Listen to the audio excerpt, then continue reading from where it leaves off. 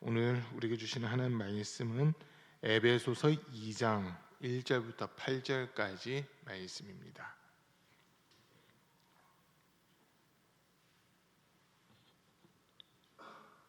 에베소서 2장 1절부터 8절까지 말씀입니다.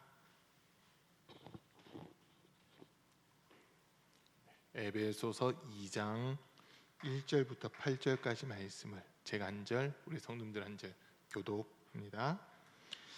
여러분도 전에는 허물과 죄로 죽었던 사람들입니다. 그때 여러분은 허물과 죄 가운데서 이 세상의 풍조를 따라 살고 공중의 권세를 잡은 통치자 곧 지금 불순종의 자식들 가운데서 작용하는 영을 따라 살았습니다. 우리도 모두 전에는 그들 가운데에서 육신의 정욕대로 살고 육신과 마음이 원한 대로 행했으며 나머지 사람들과 마찬가지로 날 때부터 진노의 자식이었습니다. 그러나 하나님은 자비가 넘치는 분이셔서 우리를 사랑하신 그 크신 사랑으로 말미암아 범죄로 죽은 우리를 그리스도와 함께 살려주셨습니다. 여러분은 은혜로 구원을 얻었습니다. 하나님께서 그리스도 예수 안에서 우리를 그분과 함께 살리시고 하늘에 함께 안배하셨습니다. 그것은 그리스도 예수 안에서 우리에게 자비로 베풀어 주신 그 은혜가 얼마나 풍성한지를 장차 올 모든 세대에게 드러내 보이시기 위함입니다. 여러분은 믿음을 통하여 은혜로 구원을 얻었습니다. 이것은 여러분에게서 난 것이 아니요 하나님의 선물입니다. 아멘. 고난 주간의 수요일 또 이렇게 주 앞에서 예배드리는 우리 모든 성도님들 삶 속에 주님이 주시는 신령한 은혜와 은사와 복이 충만할 수 있기를 간절히 축복합니다. 지난 주일에 이제 우리가 사순절 마지막 말씀 이렇게 들었는데요. 이스라엘 백성들이 광야에서 에돔 땅을 돌아가야 된다고 하는 그런 이유로 인해서 불평하고 하나님을 향하여 또 모세를 향하여 원망하고 불평하는 그런 모습들이 있었습니다. 그때 하나님께서는 이스라엘 백성들 사이에 불뱀을 보내셔가지고 그 불뱀에 물린 자들 여럿이 죽는 그런 일들이 일어나게끔 하십니다. 그때 이스라엘 백성들이 하나님의 그 진노하심을 깨닫고 모세에게 요청하기를 하나님께 기도해서 우리를 살려달라고 우리를 구원해 달라고 기도해 주십시오라고 하는 그거를 요청합니다. 그 요청에 의해서 모세가 하나님께 기도했더니 하나님께서는 구리로 뱀을 만들어 장대 높이 매달아라. 불뱀에 물린 자들이 그 구리로 만든 뱀을 보면 누구든지 살 것이다라고 하는 이 말씀을 주신 겁니다. 그래서 불뱀에 물렸던 사람들이 구리뱀을 봄으로 이제 사망에서 벗어나게 되는 이런 모습을 보면서 이제 그 불뱀과 구리뱀 비슷한 모양인데 한 첫 번째 아담으로 말미암아 모든 사람이 죽을 수밖에 없는 그 환경 상황에 처하게 되고 또 다른 사람 한 사람인 예수 그리스도를 통해서 우리가 살 수 있는 구원의 길이 열리게 되었다라고 하는 이런 말씀을 들었습니다. 그래서 우리는 고린도전서 1장 18절 말씀대로 십자가의 도가 멸망하는 자들에게는 어리석은 것이지만 구원받는 우리에게는 하나님의 능력이다라고 하는 이런 말씀을 우리가 다시 한번 더 생각해 보게 됐습니다. 이제 오늘 말씀도 지난 주일에 들었던 말씀과 이렇게 좀 연결이 되는 그런 부분들이 있는데요. 먼저 1절과 2절 말씀 보시면 여러분도 전에는 허물과 죄로 죽었던 사람들입니다. 그때 여러분은 허물과 죄 가운데서 이 세상의 풍조를 따라 살고 공중의 권세를 잡은 통치자 곧 지금 불순종의 자식들 가운데서 작용하는 영을 따라 살았습니다라고 이렇게 말씀을 주십니다. 허물과 죄로 죽었던 사람들이다라고 그렇게 이야기합니다. 허물과 죄 어떤 차이가 있을까요? 허물과 죄라고 하면 어떤 차이가 있을까요? 둘 다 죄를 나타내는 말이긴 한데요. 죄를 나타내는 말인데 먼저 그냥 죄라고 할 때는 우리가 이게 죄인지 전혀 인식을 못하고 있었어요. 근데 하나님의 말씀이라고 한 기준을 놓고 보니까 이게 죄로 드러난 것들이 있잖아요. 그 똑같은 행동을 했는데 법이라고 하는 것이 있기 전에는 죄로 규명할 것이 없다가 법이라고 하는 것이 생기면서 이게 죄야라고 가르쳐 줬을 때 그걸 우리 죄라고 그러거든요. 그러니까 우리가 인식하지 못하고 지은 죄를 오늘 본문에서 그냥 죄라고 이렇게 표현하고 있고요. 이것이 죄예요. 하나님 뜻에서 맞지 않아요. 하나님 뜻에서 벗어나 있어요. 그것을 내가 아는데도 불구하고 그거를 내가 또 저지르는 거. 그러니까 우리가 대표기도 하실 때, 우리 성도님들이 대표기도 하실 때도 보면 한 번씩 그런 기도를 해요. 우리가 알고 지은 죄, 모르고 지은 죄 다 용서해 주십시오라고 하는 그런 기도를 하는 경우들이 있거든요. 여기서 알고 지은 죄는 그냥 죄에, 모르고 지은 죄, 죄송해요. 모르고 지은 죄는 그냥 일반 죄에 해당되는 거고, 알고 지은 죄는 이게 허물에 해당된다는 거거든요. 그래서 이게 죄라는 걸 알아요. 근데 싸울 의지는 없어요. 그러다 보니까 죄를 아는데도 그 잘못된 행동들을 하고 잘못된 길로 걸어가는 거, 이런 걸 가리켜서 허물이라고 그렇게 표현하고 있습니다. 성경은 우리에게 명확하게 알려주는데요. 죄의 삭은 사망이요 하나님의 은사는 그리스도 예수 안에 있는 영생이다라고 하는 이 말씀을 우리에게 주시거든요. 그럼 이 땅에 태어난 모든 사람들은 의인으로 태어났습니까? 죄인으로 태어났습니까? 이 땅에 사는 모든 사람들은 죄인으로 태어났습니다. 우리가 선하다고 이야기할 수 있는 사람이 단 한 사람도 없다고 하는 거거든요. 그래서 모든 사람이 죄를 범하여 하나님의 영광에 이르지 못하게 되고 죄의 값인 사망에 이렇게 묶이게 돼 있는, 매여 있는 그런 모습으로 우리가 살아가고 있습니다. 우리가 예수를 믿기 전, 예수를 영접하기 전에는 우리의 모습이 전부 다 허물과 죄로 죽어 있는 그런 모습이라는 거예요. 지금 눈으로 볼 때는 살아 있는 것 같지만 우리의 영적 상태가 죄와 허물로 말미암아 죽어 있는 상태였다라고 하는 지금 그런 이야기입니다. 내가 교회를 몇 년 다녔어요. 교회에서 어떤 직분 맡았어요. 교회에서 이렇게 충성하고 있어요. 그게 중요한 게 아니라 그 모습은 살아 있는 것 같아요. 그렇지만 그 실상은 허물과 죄로 말미암아 죽어 있는 그런 모습들. 그게 지금 1절에서 하는 이야기입니다. 그러면서 계속해서 하는 이야기가 그때 여러분은 허물과 죄 가운데서 이 세상의 풍조를 따라 살고라고 이렇게 합니다. 세상 풍조라고 한 거, 세상의 문화, 풍습, 관습 이런 것들 다 이야기를 하는 건데 세상에 속해 있는 것들이 정말 주님을 인정하고 주님을 기쁘시게 하는 거냐라고 했을 때 그렇지 않다라고 하는 대답을 우리가 하게 됩니다. 세상은 점점 더 악해져 가고 있고 점점 더 큰 범죄들이 나타나는 이런 모습들까지 우리가 보고 있거든요. 그 로마서 12장 2절 말씀에서 보면요.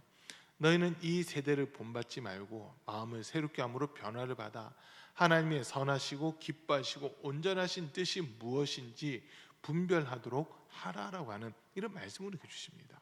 자, 지금 여기서 보세요. 너희는 이 세대를 본받지 말라로 이 말씀과 오늘 우리가 읽은 에베소서 2장 2절에 이 세상의 풍조를 따라 살고 이 말씀이 사실 같은 말이거든요. 세상 풍조라고 한 것과 또 이 세상의 풍조 이것이 그러니까 이 세대를 본받는 거라고 하는 그 말씀이라는 거죠. 그래서 우리에게 지금 우리 주신 말씀이 세상과 똑같은 방식으로 사는 것이 아니라 세상과 구별된 방식으로 살아가야 된다라고 하는 이 말씀을 주시는 거거든요.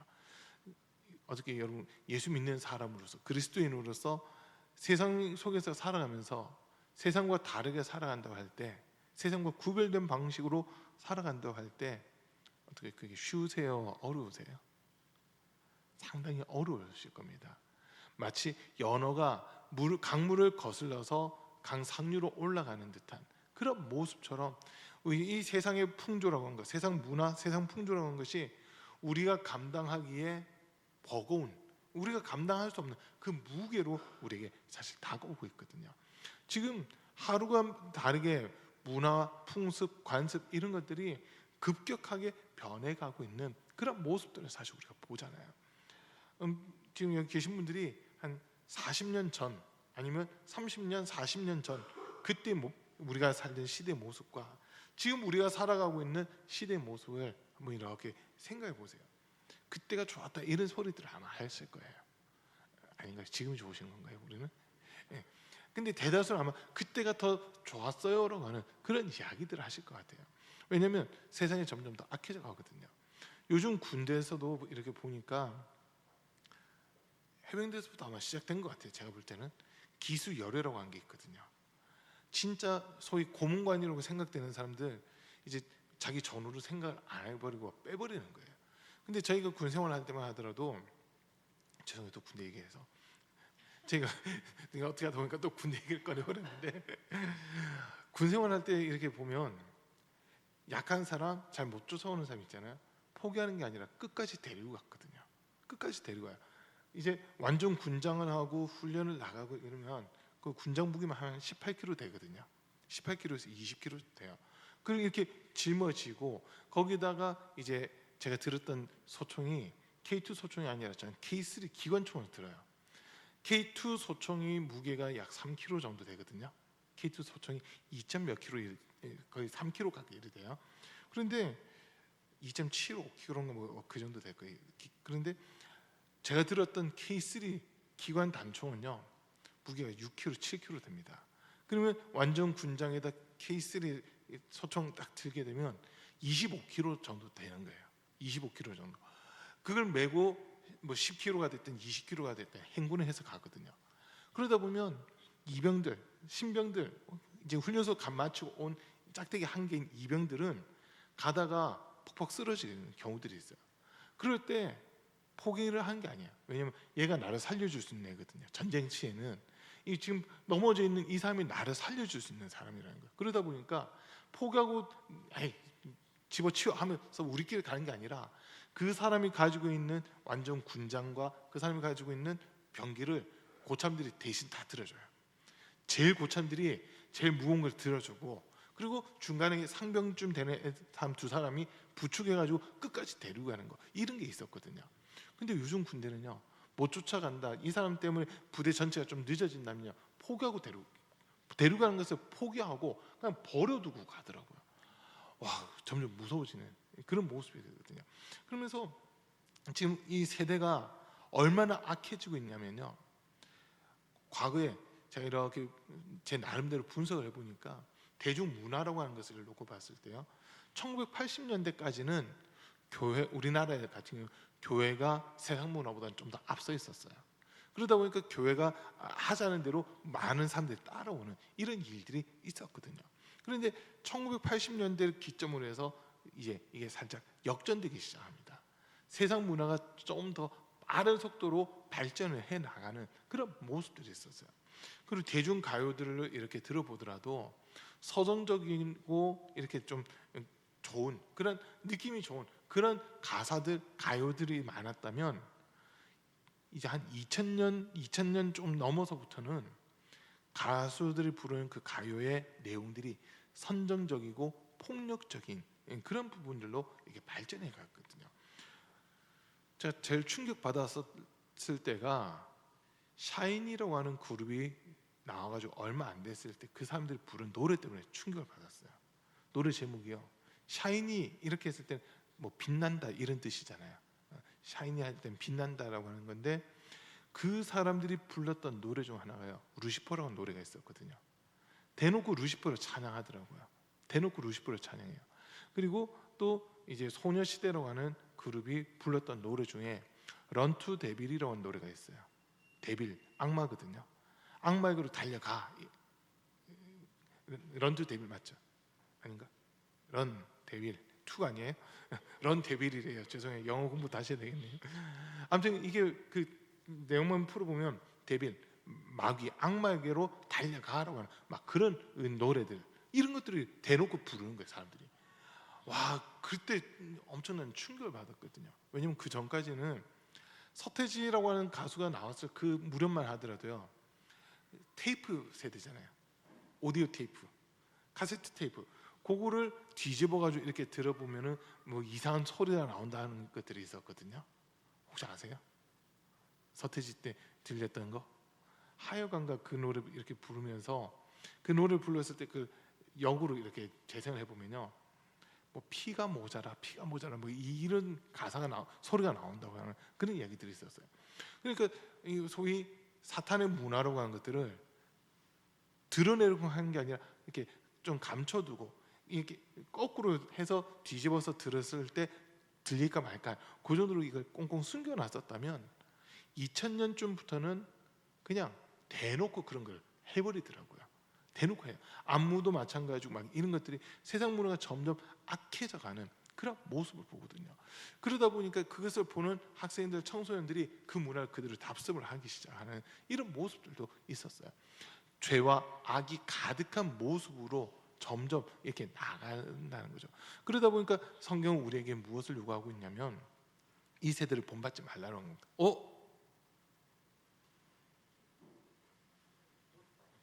이 세대를 본받지 말라고 하는 거예요. 예. 내일 온댔는데 벌써 나와버렸네. 깜짝 놀랐어요 지금. 그래서 이 세대를 본받지 말고 하나님이 기뻐하신 그 뜻대로 살아가라고 하는 그 말씀을 우리에게 주시잖아요. 그 세대는 지금 점점 악으로 치닫고 있다는 겁니다. 지금 우리 주변에서 쉽게 볼 수 있는 것들이 소위 중독이라고 하는 것들이 있거든요. 중독. 저기도 중독 세대라고 돼 있잖아요. 중독 세대 딱 돼 있어요. 요즘에 엄청난 중독들이 많습니다. 도박 중독, 마약 중독, 심지어는 복권 중독, 알코올 중독, 이런 중독들이 막 파헤치거든요. 세상 문화로 하는 것이 한번 빠져들면 헤어나지 못할 정도로 지금 소위 재미뿐만 아니라 사람의 혼을 쏙 빼놓는 그런 모습들로 이렇게 나가고 있다는 거죠. 그러다 보니까 우리가 뭐라고 얘기하냐면 이 세대를 본받지 말라는 거예요. 그리고 세상 문화, 세상 풍조를 따라 살았던 것, 그게 우리가 주님을 믿기 전, 예수님을 영접하기 전에 우리의 삶의 모습이라는 겁니다. 영적으로 죽어 있는 그 상태들을 가리키는 거거든요. 자, 그리고 계속하는 얘기가 2절 중반에서요. 공중의 권세를 잡은 통치자 곧 지금 불순종의 자식들 가운데서 작용하는 영을 따라 살았습니다. 자, 공중의 권세 잡은 통치자라고 되어 있어요. 이걸 이제 요한복음에서는 세상 임금이라고 표현하고 있거든요.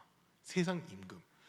공중권세 잡은 자인데 사실은 여러분 공중권세 잡았을까요? 못 잡았을까요? 못 잡았어요. 이 마귀라는 존재가 자기가 가지고 있었던 권세가 두 개가 있거든요. 하나는 공중권세고요. 하나는 사망권세입니다. 죄를 짓는 자는 마귀에게 속한다고 했기 때문에, 그리고 죄값은 사망이기 때문에 사망 권세를 가지고 있고 공중권세를 가지고 있어요. 자, 그런데 우리 성경에서 뭐라고 얘기하냐면요. 요한계시록 12장 7절 이후에 있는 말씀을 쭉 보면요. 하늘에서 전쟁이 있습니다. 전쟁이 일어나요. 한번 같이 읽어볼게요. 하늘에 전쟁이 있으니 미가엘과 그의 사자들이 용과 더불어 싸울새 용과 그의 사자들도 싸우나 이기지 못하여 다시 하늘에서 그들이 있을 곳을 얻지 못한지라. 9절도요. 큰 용이 내쫓기니 옛 뱀 곧 마귀라고도 하고 사탄이라고도 하며 온 천하를 꿰는 자라. 그가 땅으로 내쫓기니 그의 사자들도 그와 함께 내쫓기니라. 자, 공중에서 큰 전쟁이 있었어요. 하늘 위에서 있었던 전쟁이라는 거예요. 자, 그런데 이때 두 편이가 갈라지는데 하나는 용과 그의 사자들, 또 한쪽은 미가엘과 그의 사자들로 이렇게 되어 있습니다. 사자란 말이 천사라는 뜻이거든요. 그러니까 용에게 속해 있는 천사들과 미가엘에게 속해 있는 천사들의 무리가 하늘에서 크게 전쟁이 난 거예요. 자, 그런데 용에게 속해 있던 천사의 무리가 미가엘에게 속해 있는 천사의 무리를 이기지 못하고 하늘에서 있을 곳을 얻지 못해서 쫓겨나는 거예요. 어디로 쫓겼냐? 이 땅으로 내가 쫓겼다라고 그렇게 표현하고 있잖아요. 자, 땅으로 내가 쫓겼으면 그 존재는 공중권세를 지금 잡고 있다는 겁니까? 놓쳤다는 겁니까? 빼앗겼다는 거예요. 사실은 공중권세를 이미 빼앗겼어요. 그러니까 아무 권세가 없어요. 그런데 본인은 이 마귀라는 존재는 자기가 아직도 공중권세를 잡고 있다라고 하는 그 생각을 가지고 있다는 거거든요. 마태복음 4장에서 보면요, 예수님이 마귀에게 시험 받는 장면이 나옵니다. 첫 번째 시험은 돌로 떡을 만들어 먹어라. 두 번째 시험은 성전 꼭대기에서 뛰어내려라. 그러면 천사가 너를 받아줄 것이다. 두 번째 시험까지는 뭐 우리가 어느 정도 이해를 할 수 있어요. 그런데 세 번째 시험에서 보면 높은 산 꼭대기로 예수님을 데리고 가서 천하 영광을 다 보여주면서 하는 말이 내게 엎드려 절해라. 내게 엎드려 한 번만 절해라. 그러면 이 모든 영광을 내가 너의 손에 붙여주겠다라고 하는 그 이야기입니다.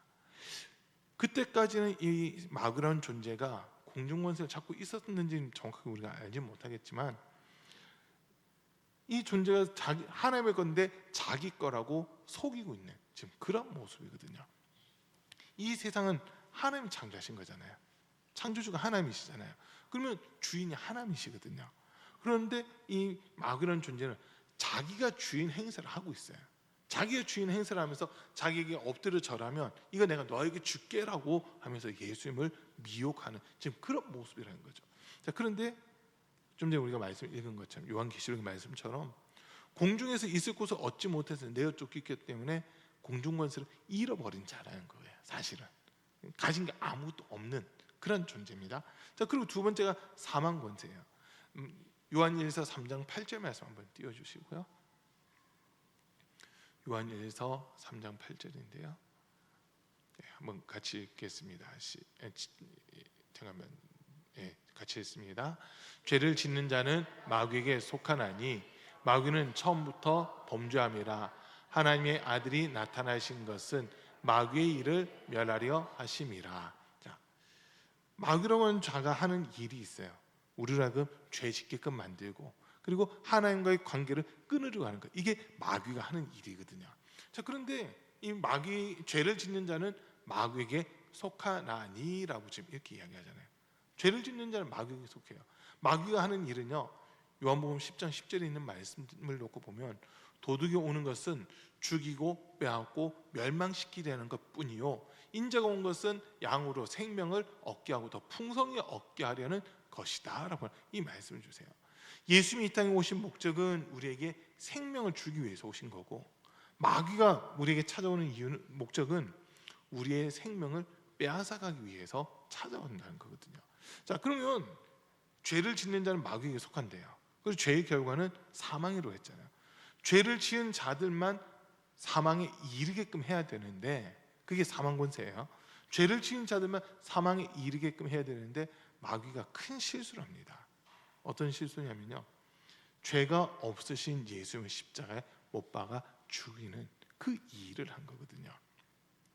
좀 전에 읽었던 말씀 바로 앞절 한번 띄워주세요. 7절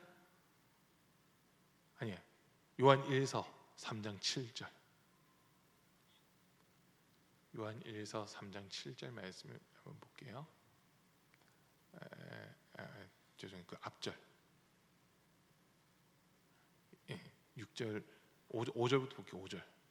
자, 보면요. 그가 우리 죄를 없애려 나타나신 것을 너희가 아나니 그에게는 죄가 없느니라. 자, 여기서 지금 분명한 것은 예수님에게는 죄가 없다는 거예요. 그런데 예수님이 죄인의 모습으로 인해서 오셨고 십자가에서 죽임 당하셨잖아요. 죄가 없는데 죽었어요. 이게 지금 마귀가 큰 실수를 한 거라는 거거든요. 예수님에게 죄가 있어서 죽는 것은 당연한 이치가 되는데 죄가 없는 그분을 십자가에서 죽였기 때문에 마귀가 지금 사형집행을 잘못한 게 돼요. 잘못한 게 돼요. 그러면 이런 때는 말 그대로 생명을 갖다가 자기 마음대로 뒤집어 버렸기 때문에 그 권한을 박탈시켜 버린 거거든요. 박탈시키는 거예요. 그러니까 어떻게 되는 거예요? 지금 뭐 우리나라 정세 조금만 얘기할게요. 대통령의 권한이라고 생각했던 계엄이라고 한 것이 국회에서 그건 불법이다라고 하면서 소추를 했고 이게 헌법재판소에서 그대로 받아들여져 가지고 대통령의 계엄은 불법이 됐고 그리고 파면이 되는 이런 모습들이 있었잖아요. 권한을 잘못 사용하면 파면이 돼버린다는 거거든요. 마귀가 자기가 가지고 있는 이 사망 권세를 지금 잘못 사용해버린 거예요. 잘못 사용했어요. 그렇기 때문에 그 사용할 수 있는 권한을 파면당했다라고 이렇게 우리가 볼 수 있는 거거든요. 그리고 사도행전 2장에서도 보면 예수님은 죄가 없기 때문에 사망에 가둬둘 수 없다라고 하는 이 표현이 있습니다. 예수님이 죄가 있었으면 그 죄 때문에 죽는 거지만 죄가 없는 분이시기 때문에 사망에 가둬둘 수 없었고 예수님이 부활을 하셨다라고 하는 거예요. 예수님이 그 부활을 통해서 마귀는 불법을 행한 것이 명확하게 드러났고 그가 가지고 있었던 최고의 권세라고 할 수 있는 사망 권세를 빼앗기가 버린 겁니다. 자, 마귀가 원래 가지고 있었던 두 개의 고유한 권한들 지금은 다 잃어버린 거예요. 다 빼앗기고 다 잃어버린 겁니다. 그래서 우리는 사실 마귀에게 더 이상 속을 이유는 없거든요. 마귀는 아무것도 없어요. 가진 권한이 없어요. 이제 권한이 있다고 주장하고 그 권한을 사용하기 시작하면 전부 다 불법이 되는 겁니다.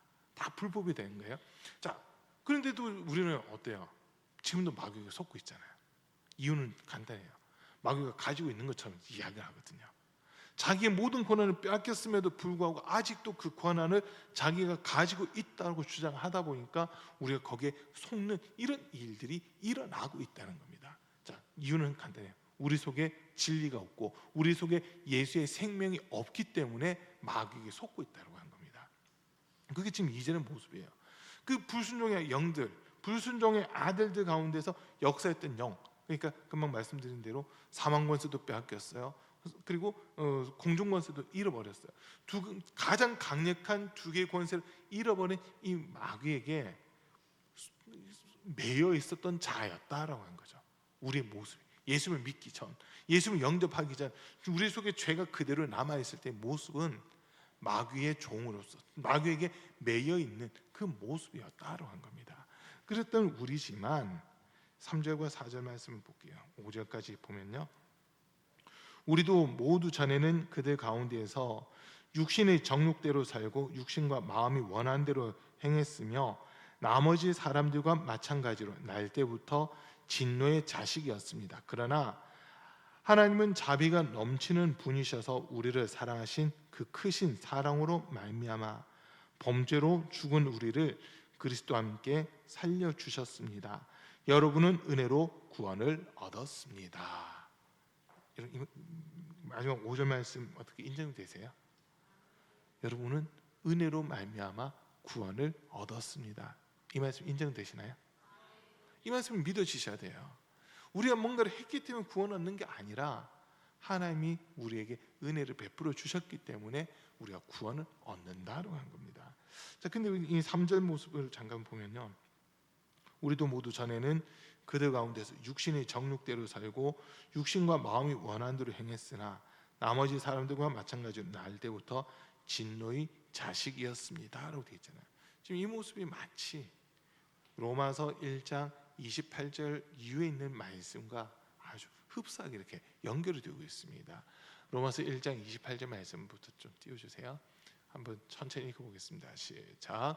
또한 그들이 마음에 하나님 두기를 싫어하며 하나님께서 그들을 그 상실한 마음대로 내버려 두사 합당하지 못한 일을 하게 하셨으니 곧 모든 불의, 추악, 탐욕, 악의가 가득한 자요, 시기, 살인, 분쟁, 사기, 악독이 가득한 자요, 수군수군하는 자요, 비방하는 자요, 하나님께서 미워하시는 자요, 능욕하는 자요, 교만한 자요, 자랑하는 자요, 악을 도모하는 자요, 부모를 거역하는 자요, 우매한 자요, 배약하는 자요, 무정한 자요, 무자비한 자라.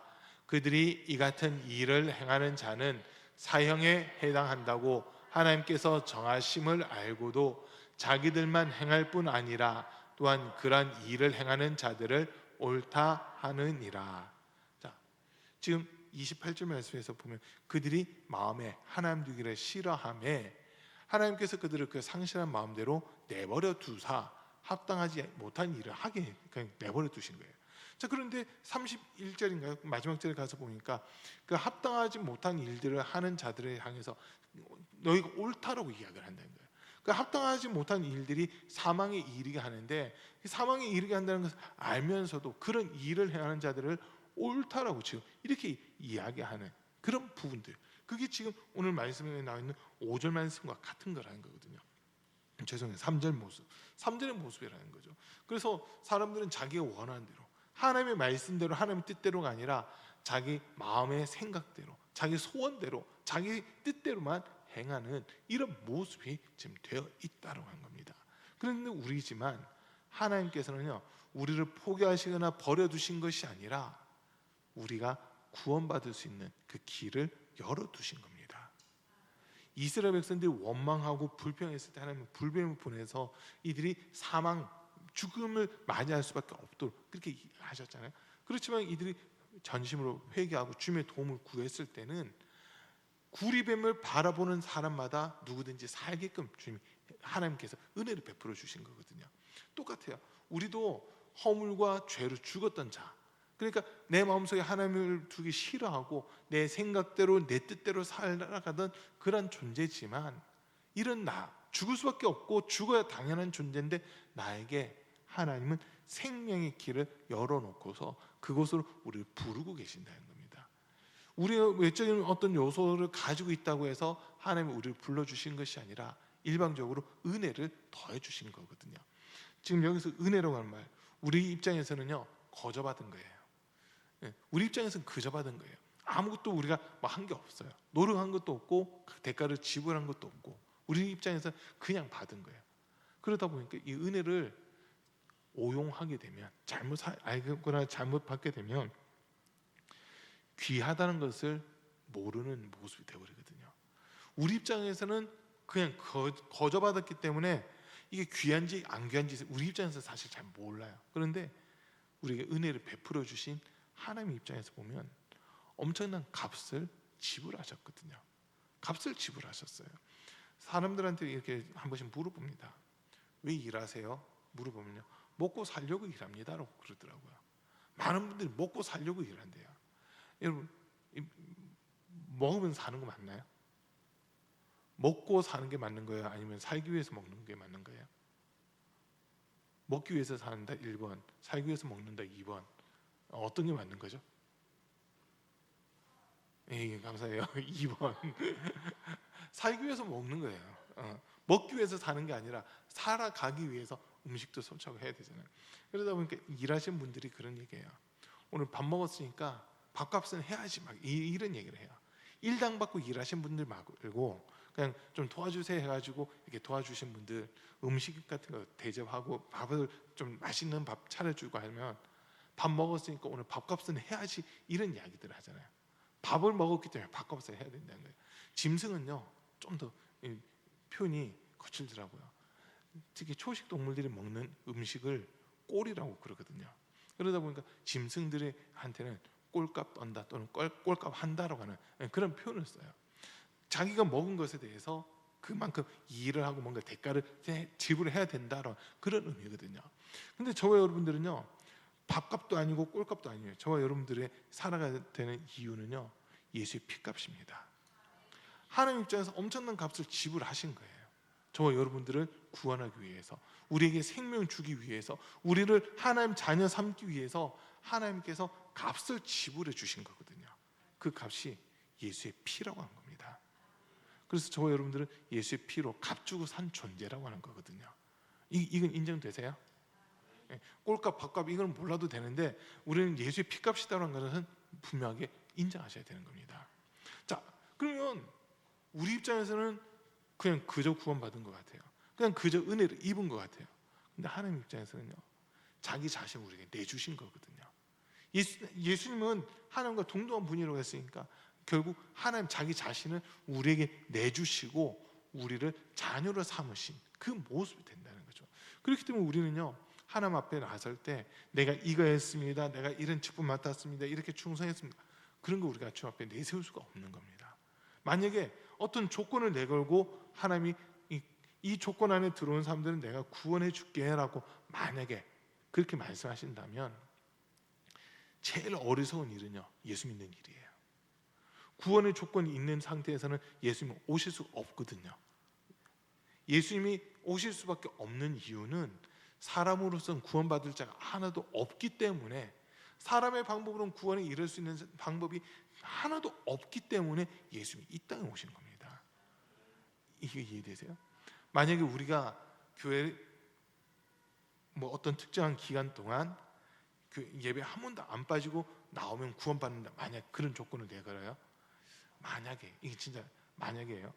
3년 동안 예배 한 번도 안 빠지고 예배 다 참석하면 구원받는다, 만약에 이런 조건을 내건다면 여러분 어떻게 한번 해볼만 하지 않으세요? 3년만 하면 되는데 어떻게 괜찮지 않아요? 3년 해볼만 하지 않으세요? 한 1000일 정도만 하루도 안 빠지고 교회 나와서 예배드리고 기도하고 한다면 구원받는다, 만약에 이런 조건을 내건다면 한번 도전해볼만 해요. 그거는 왜냐면 이 자리에 계신 분들 초등학교 때 6년 개근 하시지 않았어요? 죄송해요, 전 6년 개근 못했습니다. 6년 개근 받아본 적이 없어요. 저는 초등학교 5학년 때부터 이제 개근을 하기 시작해가지고 6년 개근은 전 상상만 이렇게 했었는데 아마 여러분들 중에 6년 개근상 받으신 분들 계실 것 같아요. 김영건 선교죠. 못 받으셨어요? 죄송해요. 받으셨는 줄 알았는데. 백지 집사면요? 받으셨을 것 같아요. 김현 집사는 받았죠. 김현 집사는 제가 볼 때는 6년 개근, 3년 개근, 3년 개근 다 받지 않았을까? 그죠? 토탈 12년 개근을 이렇게 딱 받으셨을 것 같아요. 자, 중학교 때도 개근을 3년 개근 상 못 받았어요. 2년은 채웠는데 마지막 중3 때 중3 2학기 때 개학날 수돗물 잘못 마셔가지고 장염 걸리는 바람에 하루가 이틀 제가 결석해 버렸거든요. 그 고3 때도 고등학교 1학년, 2학년 개근 잘해놓고 고3 때 다리에 금이 가는 바람에 조퇴하고 치료받는다고 또 조퇴하고 막 이래가지고 개근상 못 받았어요. 너무 아쉽더라고요. 그런데 만약에 그런 조건 딱 내걸었다면 우리는 해볼만 하잖아요. 그렇지 않으세요? 우리가 뭔가 이렇게 몇 년 동안 예배 한 번도 안 빠지고 만약에 나왔다, 그 사람 구원해주고 이런 역할은 우리가 해볼만 할 거예요. 근데 하나님 앞에서는요, 그게 구원 조건이 아니라는 거거든요. 그게 구원 조건이 아니에요. 그러니까 사람으로서는 구원받을 수 있는 방법이 하나도 없는 거죠. 근데 하나님께서 우리에게 그래서 예수님을 보내주셨고, 누구든지 그 예수님을 믿으면 구원을 받는다라고 하는 요것만 세워주신 거예요. 우리 입장에서 구원받기 위해서 내가 뭔가 해야 될 것 같은데 라고 그 마음이 들 정도로, 우리가 뭔가 해서 구원받는 게 아니라 하나님의 전적인 은혜로 우리가 구원을 받는다라고 하는 거거든요. 그래서 우리는 우리의 의라고 하는 거, 내가 이거 했습니다, 이런 거 했습니다라고 하는 것을 주님 앞에는 내세우지 못한다라고 하는 겁니다. 여러분 혹시 내가 뭔가 주님에서 했다고 한 것들을 주님 앞에 내세우고 싶은, 내세울 수 있는 것들 있으세요? 구원과 관련해 가지고 내가 이렇게 했으니까 날 구원해 주세요, 이런 거 내걸 수 있는 조건 혹시 있으세요? 없어요. 아무리 우리가 조건들을 찾으려고 해도요, 하나님의 기준에 하나도 이르는 게 없다는 거거든요. 하나님이 세우신 기준에 합당한 건 아무것도 없습니다. 그렇기 때문에 사람으로서는 구원받을 자가 아무도 없기 때문에 하나님이 구원의 길을 열어주신 거예요. 누구든지 내가 죄인임을 인정하고 내가 이렇게 허물과 죄로 죽었던 자였지만, 정말 하나님과 상관없이 살았던 자였지만 난 주님의 은혜가 필요하고, 주님께서는 내 필요를 아시고 내 모든 죄와 허물을 예수님에게 떠넘기셨고, 나 대신 예수님이 십자가에서 죽으셨으나 3일 만에 부활하신 것을 내가 인정합니다라는 이 믿음 하나로 우리가 구원에 이르는 겁니다. 이건 인정되세요? 그러니까 여기도 이 믿음이라는 것도 한 것도 내가 뭘 했다가 아니잖아요. 우리는 그냥 하다가 하면서 인정하는 것밖에 없거든요. 인정하는 것밖에 없어요. 근데 주님 그거를 의로 여겨주시는 거예요. 하나님께서는 그것을 의로 여겨주시고 그 믿음을 보시고 내가 너를 구원했어, 너의 죄는 내가 더 이상 묻지 않을 거야, 기억지 않을 거야 라고 하는 이 말씀을 우리에게 주신 겁니다. 그래서 우리는 이거를 은혜라고 이야기하는 거거든요. 우리 입장에서는 거저받은 거예요. 우리가 뭔가 노력해서 얻은 대가가 아니라 하나님의 은혜로, 하나님의 선물로 받았기 때문에 우리가 이것을 은혜다라고 그렇게 표현을 하는 겁니다. 자, 그러면서 계속하는 이야기가 7절 말씀 볼게요. 6절 말씀에 보면 하나님께서 그리스도 예수 안에서 우리를 그분과 함께 살리시고 하늘에 함께 앉게 하셨습니다. 자, 우리의 원래 모습은 허물과 죄라고 하는 것 때문에 죽었던 존재예요. 그런데 예수님의 죽으심과 함께 우리가 죽었고 예수님의 부활과 함께 우리가 다시 살아났다는 거거든요. 여러분 이거 인정되세요? 우리 스스로가 아니라 예수 그리스도 안에서 우리가 주님과 함께 죽고 주님과 함께 부활한 자가 되는 겁니다.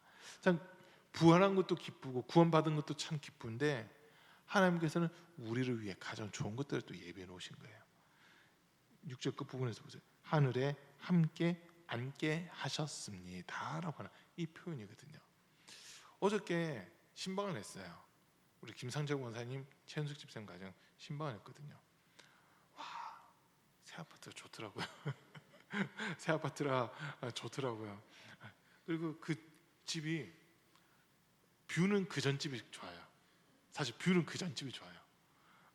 딱 보면요, 딱 트여 있었잖아요. 우리 권사님 잘 아시잖아요. 그 전집은 진짜 앞에 막힌 게 하나도 없이 탁 트여 있었거든요. 지금 우리 권사님 집도 마찬가지예요. 앞에 탁 트여 있잖아요. 예, 높은 곳에 있다 보니까 또 더 잘 보여요. 그런데 한쪽 벽면 쪽, 한쪽 창문 쪽 이렇게 보니까 어떤 게 보이냐면 소위 그 뷰라고 하는 거를 봤을 때 아파트 뷰예요.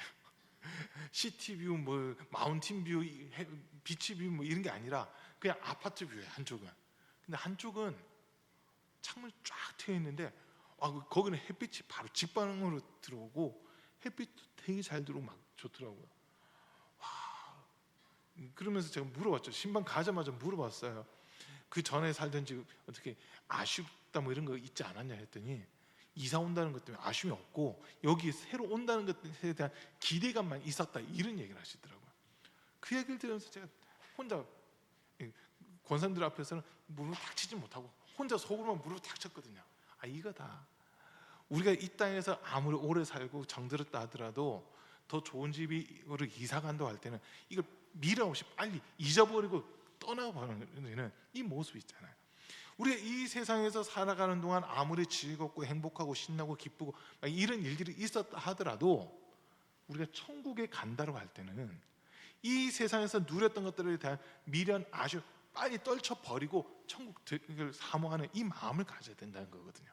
제가 그걸 깨달은 거예요. 어제 신방하면서. 어제 신방하면서 그걸 깨달았어요. 이 30년 된 집 살아서 그러나 새 집 막 보니까 한 좀 부럽다 이런 마음들 있잖아요. 그게 있는데 그걸 보면서 우리 신앙생활을 적용시켜 본다면 이 세상에서 우리가 좋은 것들을 누리고 더 많은 것들을 누렸다 하더라도 주님이 우리를 위해 천국을 예비해 놓으셨기 때문에 여기 미련 가지면 안 되고 빨리 떠날 준비를 해야 되는 사실 그 모습이라는 거거든요. 요한복음 14장 1절부터 해서 말씀을 좀 볼게요. 요한복음 14장에 보면요, 마음에 근심하지 말라. 하나님을 믿으니 또 나를 믿으라. 내 아버지 집에 거할 곳이 많도다. 그렇지 않으면 너에게 일렀으리라. 내가 너희를 위하여 거처를 예비하러 가노니 가서 너희를 위하여 거처를 예비하면 내가 다시 와서 너희를 내게로 영접하여 나 있는 곳에 너희도 있게 하리라. 라고 하는 이 말씀을 예수님이 하세요. 자, 여러분, 예수님이 이 땅에 계실 때, 육신이 있고 이 땅에 계실 때 공생애를 시작하기 전에 예수님의 직업이 뭐였는지 혹시 아세요? 1번 목수, 2번 목수, 3번 목수자. 어떤 거요? 목수예요. 예수님의 직업이 목수였어요. 근데 그 당시 목수가요, 그냥 단순히 나무 뭐 대패질하고 톱질하고 그런 목수가 아니라 이 당시 목수라고 하면요, 그냥 개인 건축업자 정도 됩니다. 건축업자 정도 돼요. 뭐 나무 이렇게 하는 것도 있지만은 그 당시 목수들은요, 바위를 뚫어 가지고 그다가 집을 만들고 그런 일들까지도 했거든요. 그러니까 30년 가까운 시간 동안 예수님이 목수의 아들의 삶을 살았잖아요. 목수의 아들로서 사셨다 보니까 목수의 일을 기가 막히게 배우셨어요. 이유가 뭘까 했을 때, 복음 전하셔야 되는데 왜 목수의 일을 먼저 배우셨을까 했을 때 제가 얻은 답은요, 요한복음 14장이었거든요. 좀 전에 우리가 읽었던 그 말씀에서 보면 우리가 있을 거처를 예비하기 위해서 주님이 먼저 올라가신다는 거예요. 목수질 얼마나 잘하시겠어요. 하나님은 온 우주를 만드셨다면 예수님은 우리 한 사람 한 사람을 위해 거처, 집을 만들고 있다는 거거든요. 거푸집 이런 게 아니고요. 여러분, 이제 여러분들 한번 상상력을 발휘하셔야 돼요. 여러분이 천국 가면 여러분의 집은 어떤 모양으로 되어 있을까요? 첫 번째 질문. 자, 여러분의 집은 몇 평 정도나 될까요? 또 여러분의 집은 방이 몇 개나 될까요? 막 이런 질문들을 해보고 싶거든요. 제가 볼 때는 제가 이렇게 혼자 기도하면서 이렇게 느껴지는 거는요, 그냥 제 욕심대로 얘기를 하라고 하면 성도님들보다는 목회자가 집이 넓고 크고 좋지 않을까 이 생각이에요. 그런데 이렇게 조금만 기도해 보면요, 목회자는 어떻게 보면 죄송해요, 교회에서 사례를 받고 있잖아요. 받으면서 이 일을 하고 있거든요. 근데 성도님들은 교회에서 받으면서 일하는 게 아니라 우리 교회 헌금을 하면서 충성하고 봉사하시기 때문에 그런 것들을 계산해서 본다면 주님 앞에서는 목회자보다 성도님들의 집이 더 크고 화려하고 웅장할 것 같은 그 느낌이 들어요. 다들 동의를 안 하시네요. 다들 동의를 안 하시네요. 제가 생각할 때는 목회자보다는 교회에서 진짜 이름 없이 비둘도 없이 충성했던 성도님들의 집이 더 크고 화려하고 아름답지 않을까, 이런 생각이 들거든요. 그런 생각이 들어요. 요즘 지어진 아파트들 이렇게 보면은 한 32평대, 33평대 뭐 이 정도 된다고 하면, 여러분 그냥 평수만 딱 들어도 어느 정도 계산 나오지 않으세요?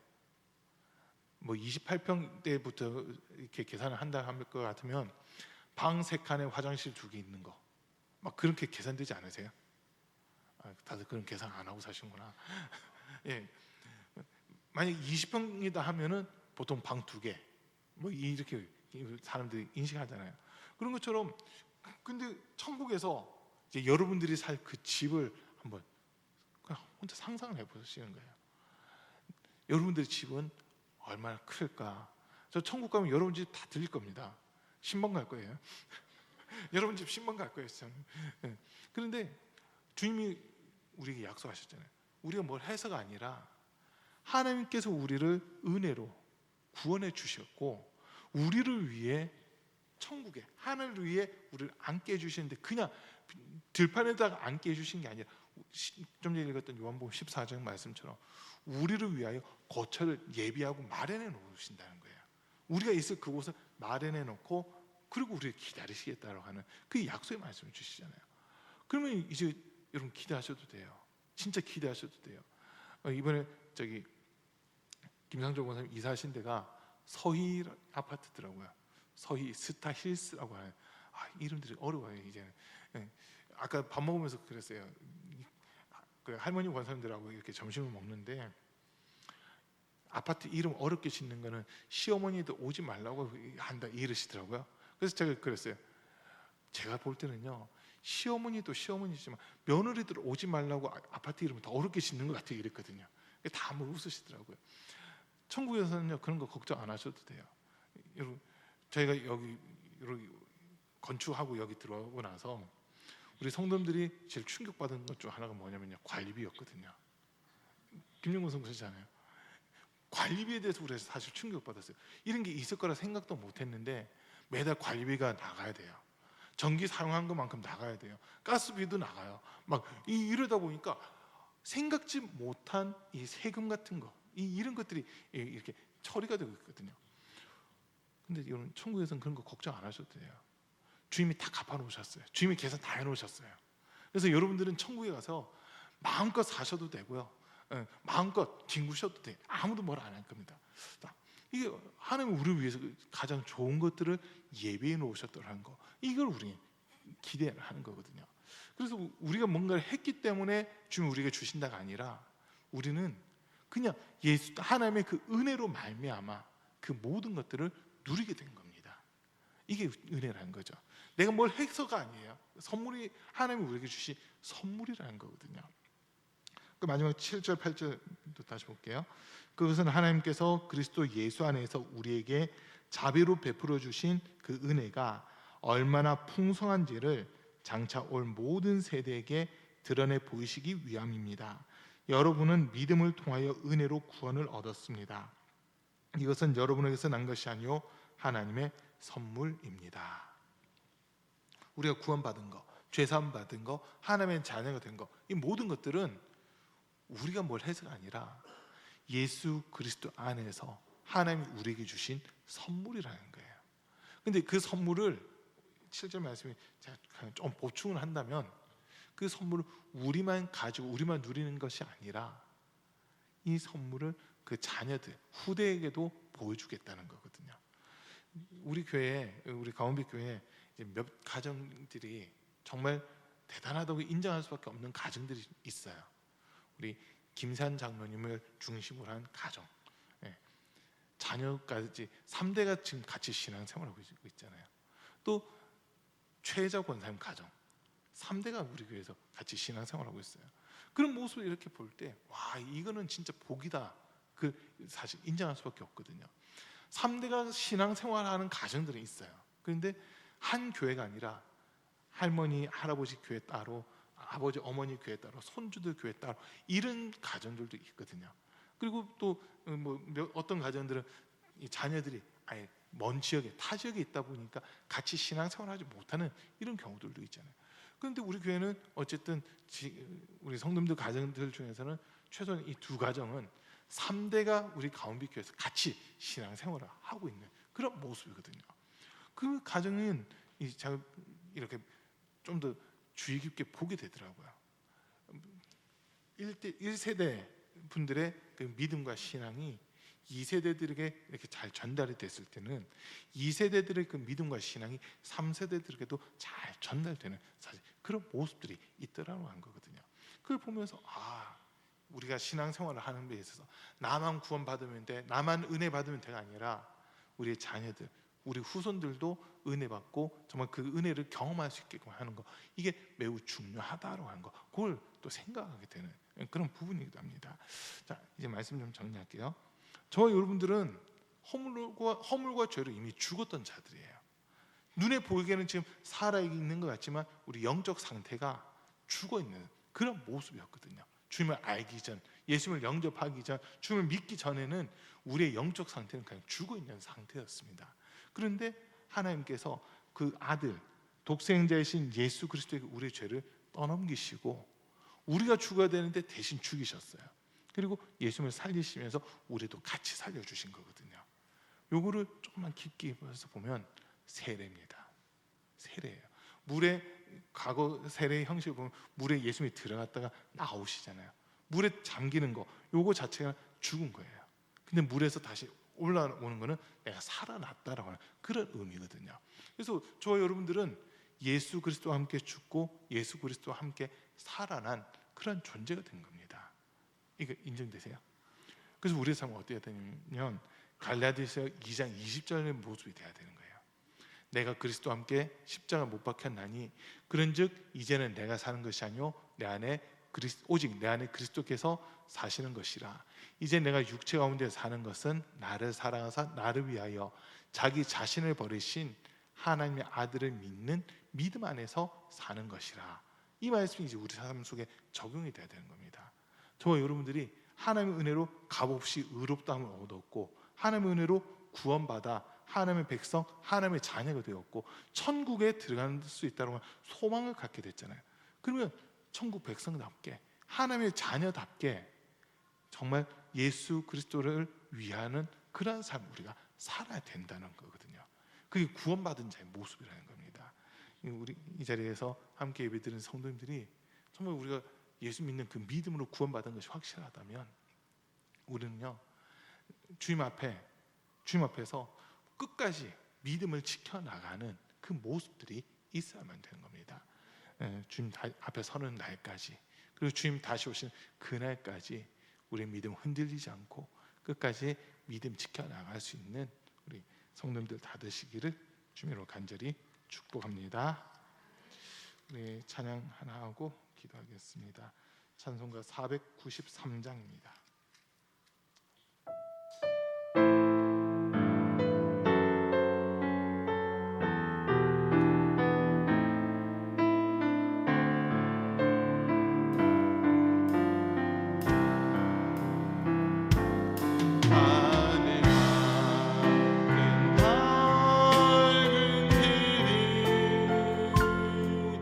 내 앞에 있으니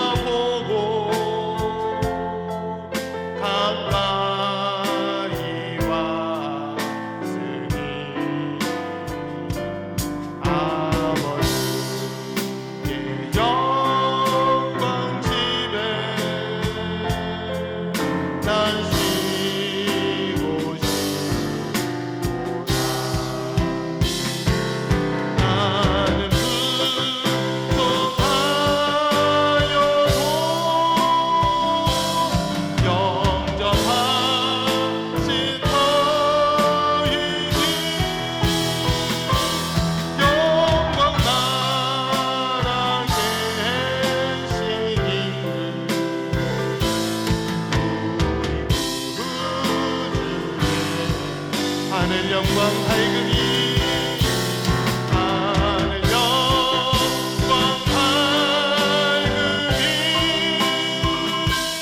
거룩을 뜻해지니 예수 복노이시하여 감사드리고 나는 예수 보배로 피 예수 보배로 피 모든 것을 이기니 예수 복지하여 감사드리니 나는 부족하여도 영접하신 터이니 나는 불속하여도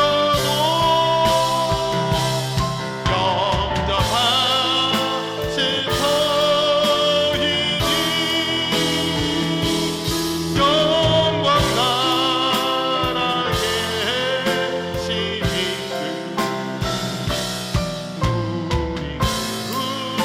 구주 예수가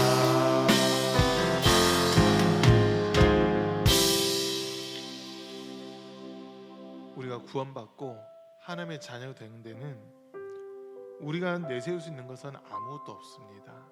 하나님의 은혜로 예수 그리스도 안에서 우리가 구원받아 하나님의 자녀가 되었습니다. 이거는 하나님께서 우리에게 주신 선물입니다. 그 선물 놓치지 않고 끝까지 믿음 지켜나가는 우리가 되게 해달라고 주님 앞에 서는 날 정말 주님께서 우리를 기쁨으로 맞이해 주시고 주님께서 우리를 위해 예비해 놓으신 거룩한 천국을 우리가 소유할 수 있는 그 은혜가 있게 해달라고 정말 나는 내세울 것 없지만 예수 믿는 그 믿음만큼은 흔들리지 않게 도와주옵소서. 끝까지 주님 편에 서게 하시고 주님의 은혜를 인정하는 믿음의 삶이 되게 해 주십시오. 우리 이 제목 가지고 주여 세 번 부르고 잠깐 기도하겠습니다. 주여